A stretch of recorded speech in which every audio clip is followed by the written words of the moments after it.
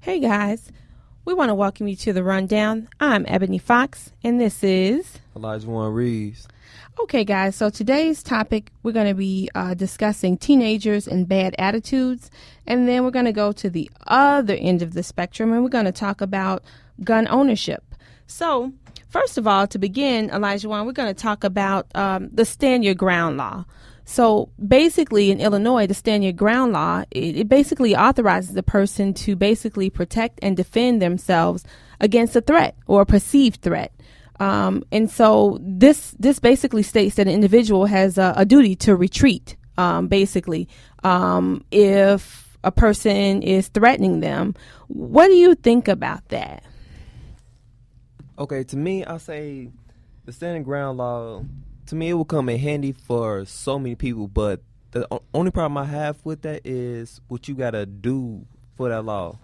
Like, what is the requirement or the steps you got to have a gun or the steps you got to get the license for? And most people is not qualified for, like, any of that. Right. I see what you're saying, Juan, but, like, for me, I'm a single mom, I'm a homeowner, and I have a teenager, so I feel like I need to protect myself. Once I saw that the law was being passed in Illinois, I felt like I had a duty to go ahead and make sure that I protected myself. Like, I felt like when I go downtown and I go to different restaurants and whatnot, I see that sign that has, you can come in with your gun or without your gun. And so I think about if I'm at one of the restaurants and I'm having some lunch with my son, think about those instances that have occurred in other cities and states where there are terrorists or just people that have... Very true. Yeah, they just went crazy and they came in there. So I wanted to make sure that I can protect myself. So what I recently did was went and took a concealed to carry license course. And so basically I have a concealed to carry license. It took me about 2 weeks. I did all the steps that Illinois stated that I had to do. And I feel pretty good. And so now I have a license. The problem is, like, I saw that you have to be 21 and you gotta get past a 16 hours training course. That's right. It is 16. I mean, I see what you're saying, like, but think about if you have a house or you're renting or a homeowner and a hoodlum just comes in. A hoodlum? Yeah. Wow. Okay. Intruder comes in, in the night. Then how will you protect yourself? So basically what I'm saying is that I think that we both agree that we have the right to protect ourselves. Yeah, we have the right to protect ourselves, but with that law, they require so much from you. Right. So basically you're saying that some people may qualify for a concealed to carry license while others may not. Yeah, like, for example, like if you did like one thing wrong in your past, like if you have a record, it's really hard for you to get it. And then plus a permit already costs $150. Yeah, and I paid a little bit more than that. Yeah, because you still have to pay for once you take the course, you have to pay when you go to the range. So there's a fee there, and then also you have to pay for fingerprints. See, like right there, that's like too much. And then the $150 is only for the residents, and for the non-residents, that's $300, maybe more. Yeah, but I don't mind paying that fee because I know that it gives me a sense of confidence, and I feel comfortable, when I'm at home and when I move around, knowing that I can basically protect myself. But say, for example, like I have a friend. I kind of understand what you're saying, but I have a friend who basically was trying to protect himself. Family-owned business. They run a nightclub and did not take the steps that I did for a concealed carry license. Deals with a lot of money. So he could be a target. You know what I mean? At night with money. So that's and what he I'm ended saying. up catching hard for people a case. That law will stand in a way, but it also can help some people, but not everybody though. Mm-hmm. Especially with people like with records or people that don't have that much time to just go do 16 hours and wait for the gun. And because already for a handheld gun, for like a pistol or something, you gotta wait 72 hours just so before you purchase. Yeah, I mean, I understand, like, if you end up early on making a mistake and you end up catching a case it makes it difficult later on, and you catch a felon, you know what I mean? You become a felon. It is difficult for you to later on, be considered a law-abiding citizen. It could, be difficult. So I completely understand what you're saying. Yeah.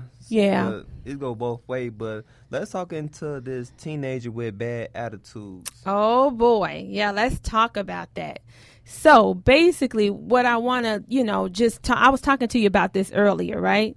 And I was saying that, the school year is starting. Many parents like myself were gearing up for another round of basically bad attitudes and power struggles with our teenagers. You know what I mean? It's like ding, ding, ding, ding, ding, ding. In this corner, we have. Okay, I'm just joking. I'm just joking. No, it does feel like that, though. But oh, my God. Yeah, it can be that way. Some parents, they may have the perfect angels. You know what I mean? But there are some of us. At times, we just cannot. We just, how about this? I'll just say we just dislike our teens. I'll put it that way. But then again, though, like everybody has their moments. I bet you can guarantee that you did some things in the past. I did some things in the past. Like everybody ain't a perfect person. I know, but it's so frustrating. I find myself saying a lot, like to my teenage son. I tell him all the time, how will you ever make it in life if you don't start taking things seriously now? You know what I mean? Does that sound familiar? Yeah. How will you ever make it in life if you don't start taking things serious now? What's going on now? These new generation, this new generation acting like they don't care about what their kids do. Some of them do, some of them don't. Yeah. What they need to do, they need to have like an old school grandma or old school mama, like how they do back in the day. Once you mess up, they go tell you go get the switch. They don't go. They don't go get a belt. They go tell you go find a tree, go get a switch off of it. I see what you're saying. So it's kind of like it takes a village to take care of a home, right? Yes. And then I remember back. I have some family from Little Rock, Arkansas, and I remember a long time ago, my aunt used to say, "Go get that switch so I can whoop you." And then I would look and be like, "Wait a minute, go get the switch."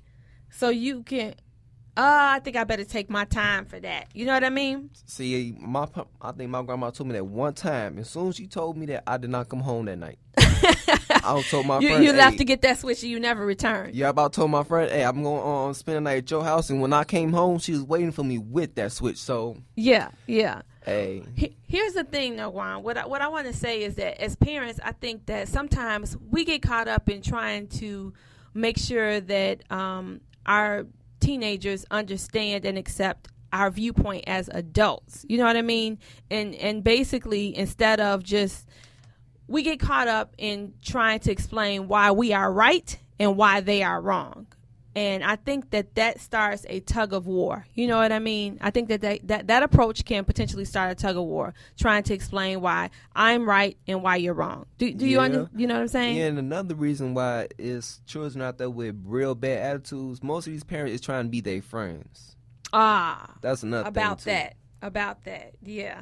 I agree. I don't like that policy. I do believe that it's important to have good communication and an open door policy, and to make sure that you talk to your child every day to encourage positive communication.